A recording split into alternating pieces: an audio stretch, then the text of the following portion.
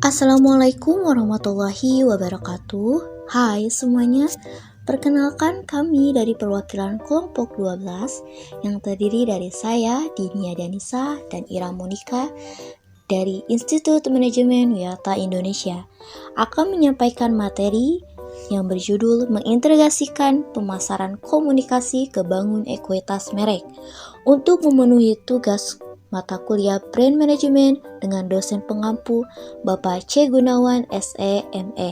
Langsung saja kami akan menjelaskan materinya. Mari kita masuk ke pembahasan yang pertama, yaitu lingkungan media baru. Komunikasi pemasaran adalah sarana yang digunakan perusahaan untuk menginformasikan, membujuk, dan mengingatkan konsumen secara langsung atau tidak langsung tentang merek yang mereka jual. Menurut model ekuitas merek yang berbasis pelanggan, komunikasi pemasaran dapat berkontribusi pada ekuitas merek dalam beberapa cara yang berbeda. Yang pertama dengan menciptakan kesadaran akan merek, selanjutnya menghubungkan titik paritas dan asosiasi titik perbedaan dengan merek dalam ingatan konsumen. Selanjutnya ada memunculkan penilaian atau perasaan merek yang positif dan memfasilitasi koneksi konsumen merek yang lebih kuat dan resonansi merek. Gambaran rumit untuk program komunikasi pemasaran adalah fakta bahwa lingkungan media telah berubah secara dramatis dalam beberapa tahun terakhir. Media periklanan tradisional seperti TV, radio, majalah, dan surat kabar tampaknya kehilangan cengkramannya pada konsumen karena meningkatnya persaingan untuk mendapatkan perhatian konsumen. Revolusi digital menawarkan sejumlah cara baru bagi konsumen untuk belajar dan berbicara tentang merek dengan perusahaan satu sama lain. Tantangan dalam merancang komunikasi membangun merek. Lingkungan media baru semakin memperumit tantangan abadi pemasar untuk membangun program komunikasi pemasaran yang efektif dan efisien.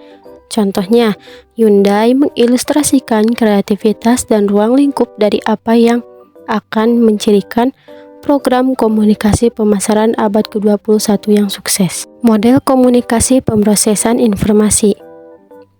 Sejumlah model berbeda telah diajukan selama bertahun-tahun untuk menjelaskan komunikasi dan langkah-langkah dalam proses persuasi.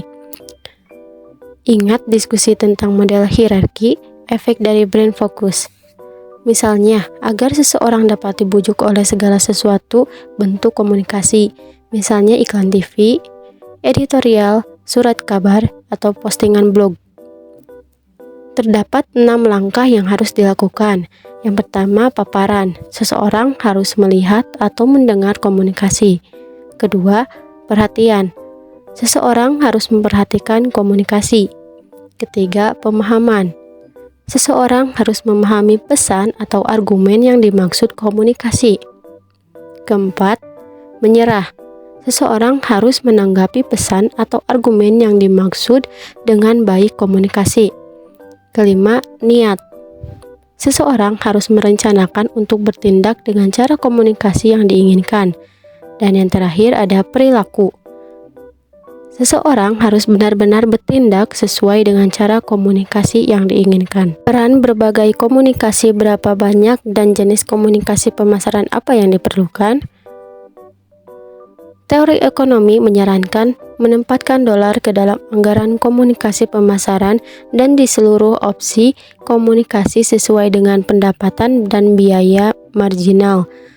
Misalnya, bauran komunikasi akan didistribusikan secara optimal ketika dolar terakhir yang dihabiskan untuk setiap opsi komunikasi menghasilkan pengembalian yang sama. Misalnya, anggaran komunikasi pemasaran cenderung lebih tinggi ketika dukungan saluran rendah, banyak perubahan dalam program pemasaran dari waktu ke waktu, banyak pelanggan yang sulit dijangkau, pengambilan keputusan pelanggan yang lebih kompleks, produk yang berbeda dan kebutuhan pelanggan yang tidak homogen, dan seringkali membeli produk dalam jumlah yang kecil. Pilihan komunikasi yang berbeda juga dapat menargetkan segmen pasar yang berbeda. Misalnya, iklan Mungkin mencoba untuk membawa pelanggan baru ke pasar atau menarik pelanggan pesaing ke merek tersebut. Sedangkan promosi mungkin mencoba untuk memberi penghargaan kepada pengguna setia merek tersebut. Metode selanjutnya ada 4 pilihan komunikasi pemasaran utama. Ada 4 bahan penting nih teman-teman untuk program komunikasi membangun merek terbaik. Kira-kira apa aja ya? Yang pertama ada periklanan dan promosi. Di sini dijelaskan, periklanan adalah segala bentuk presentasi non-personal dan promosi gagasan, barang, atau jasa yang dibayar oleh sponsor tertentu. Meskipun merupakan sarana yang ampuh untuk menciptakan asosiasi merek yang kuat, disukai, dan unik, serta menimbulkan penilaian dan perasaan positif, periklanan bersifat kontroversial karena efek spesifiknya seringkali sulit untuk diukur dan diprediksi. Ada beberapa contoh media periklanan, di antaranya ada televisi, radio, mencetak, tanggapan langsung, dan tempat. Selanjutnya, ada promosi penjualan adalah intensif jangka pendek untuk mendorong percobaan atau penggunaan produk atau jasa, seperti iklan, promosi penjualan dagang dalam segala bentuk. Yang kedua, ada komunikasi pemasaran online yang interaktif. Pada dekade pertama abad ke-21 telah menyaksikan serbuan cepat oleh perusahaan-perusahaan ke dalam dunia komunikasi pemasaran online yang interaktif. Komunikasi pemasaran online dapat mencapai hampir semua tujuan komunikasi pemasaran dan sangat berharga dalam hal membangun hubungan yang solid. Komunikasi pemasaran interaktif juga bekerja sama dengan baik. Iklan dan video online yang menarik perhatian dapat mengarahkan konsumen ke situs web merek, tempat mereka dapat mempelajari dan merasakan lebih banyak tentang merek tersebut. Yang ketiga, ada acara dan pengalaman. Pemasaran acara dapat didefinisikan sebagai sponsor publik atau acara atau kegiatan yang berkaitan dengan olahraga, seni, hiburan, atau penyebab sosial. Menurut International Event Group, sponsor acara telah berkembang pesat dalam beberapa tahun terakhir, menjadi total 46,3 miliar US dollar secara global pada tahun 2020. Dan yang keempat, ada pemasaran seluler. Opsi komunikasi luas keempat telah muncul dalam beberapa tahun terakhir dan tidak diragukan lagi akan memainkan peran yang lebih besar dalam membangun merek di masa depan. Karena ponsel cerdas memainkan peran yang semakin tidak signifikan dalam kehidupan konsumen, semakin banyak pemasar yang memperhatikan dan belanja iklan seluler melewati 1 miliar US dollar pada tahun 2011. Selanjutnya, mari kita bahas ke pembahasan yang ketiga, yaitu isu taktis utama dalam mengevaluasi pilihan komunikasi yang berbeda. Dari perspektif ekuitas merek berbasis pelanggan, semua pilihan komunikasi yang mungkin harus dievaluasi dalam kaitannya dengan kemampuan mereka untuk mempengaruhi ekuitas merek. Secara khusus, konsepsi BBI menyediakan penyebut umum di mana efek dari pilihan komunikasi yang berbeda dapat dievaluasi. Menjelaskan sejumlah isu hubungan dengan strategi positioning untuk memaksimalkan ekuitas merek. Strategi kreatif cenderung sebagian besar bersifat informasional, mengelaborasi atribut atau memanfaatkan terkait produk tertentu, atau sebagian besar bersifat transformasional, menggambarkan manfaat atau citra spesifik yang tidak terkait produk. Terlepas dari pendekatan kreatif yang umum di mana yang diambil pemasar, perangkat motivasi atau minat pinjaman tertentu dapat menarik perhatian konsumen dan meningkatkan keterlibatan mereka dengan iklan. Banyak yang percaya bahwa teknik seperti itu diperlukan dalam lingkungan media baru yang keras, yang ditandai dengan pemrosesan konsumen dengan keterlibatan rendah dan banyak kekacauan iklan dan pemrograman yang bersaing. Sayangnya, taktik menarik perhatian ini seringkali terlalu efektif dan mengalihkan perhatian dari merek atau klaim produknya. Dengan demikian, tantangan dalam mencapai strategi kreatif terbaik adalah mencari tahu bagaimana menerobos kekacauan untuk menarik perhatian konsumen dengan menawarkan pesan yang kreatif, konsisten, dan unik. Materi selanjutnya ada mengembangkan pemasaran terpadu program komunikasi IMC. Ini tuh terbagi menjadi dua. Yang pertama ada kriteria program IMC dalam menilai. Dampak kolektif dari program IMC, tujuan utama pemasaran adalah menciptakan program komunikasi yang paling efektif dan pasien. Berikut adalah 6 kriteria yang relevan yang dikenal sebagai 6 CS. Yang pertama, ada cakupan. Cakupan adalah proporsi audiens yang dijangkau oleh setiap opsi komunikasi serta seberapa banyak tumpang tindih yang ada di antara opsi komunikasi.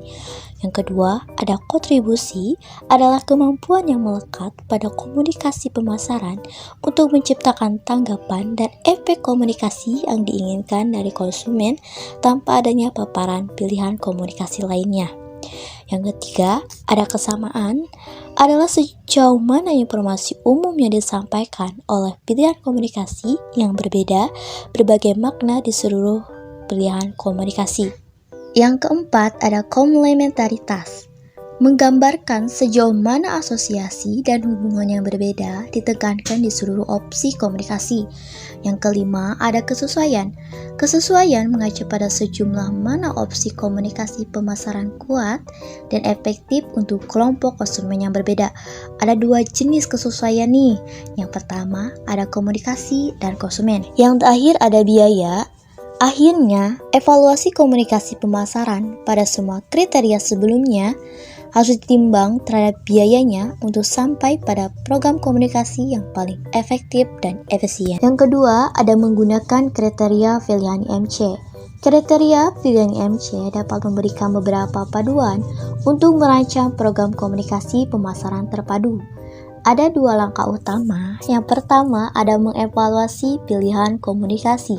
Di sini dijelaskan kita dapat menilai opsi komunikasi pemasaran atau jenis komunikasi, menurut respon dan efek komunikasi yang dapat mereka buat, serta bagaimana mereka menilai kriteria pilihan IMC. Yang kedua, ada menetapkan prioritas dan trade-off. Program IMC yang diadopsi oleh seorang pemasar setelah memprofilkan berbagai pilihan, sebagian akan bergantung pada bagaimana dia mengurutkan kriteria pilihan. Karena kriteria pilihan IMC itu sendiri terkait, pemasar juga harus melakukan pengorbanan. Sasaran program komunikasi pemasaran dan apakah itu jangka pendek atau jangka panjang akan menetapkan prioritas bersama. Kita masuk ke pembahasan terakhir, yaitu pencampuran dan pencocokan mengevaluasi pilihan komunikasi yang berbeda. Pilihan komunikasi dapat dinilai dari segi keefektifan dan efisiensi yang dengannya hal itu mempengaruhi kesadaran merek dan dengan mana hal itu menciptakan, mempertahankan, atau memperkuat asosiasi merek yang menguntungkan dan unik. Pilihan komunikasi yang berbeda memiliki kekuatan yang berbeda dan dapat mencapai tujuan yang berbeda. Oleh karena itu, penting untuk menggunakan campuran pilihan komunikasi yang berbeda. Masing-masing memainkan peran khusus dalam membangun atau mempertahankan ekuitas merek. Wawasan penting kedua yang muncul dari kerangka konseptual adalah bahwa program komunikasi pemasaran harus disatukan sedemikian rupa sehingga keseluruhannya lebih besar daripada jumlah bagian-bagiannya. Dengan kata lain, sedapat mungkin harus ada kecocokan di antara opsi-opsi komunikasi tertentu, sehingga efek dari salah satu opsi komunikasi ditingkatkan dengan adanya opsi lain. Kesimpulan, bab ini memberikan kerangka kerja konseptual dan pedoman manajerial tentang bagaimana komunikasi pemasaran dapat diintegrasikan untuk meningkatkan ekuitas merek. Bab ini juga membahas masalah dari perspektif ekuitas merek berbasis pelanggan yang menyatakan bahwa ekuitas merek pada dasarnya ditentukan oleh pengetahuan merek yang diciptakan di benak konsumen oleh program pemasaran pendukung. Mungkin hanya itu materi yang dapat disampaikan kelompok 12. Semoga bermanfaat. Wassalamualaikum warahmatullahi wabarakatuh.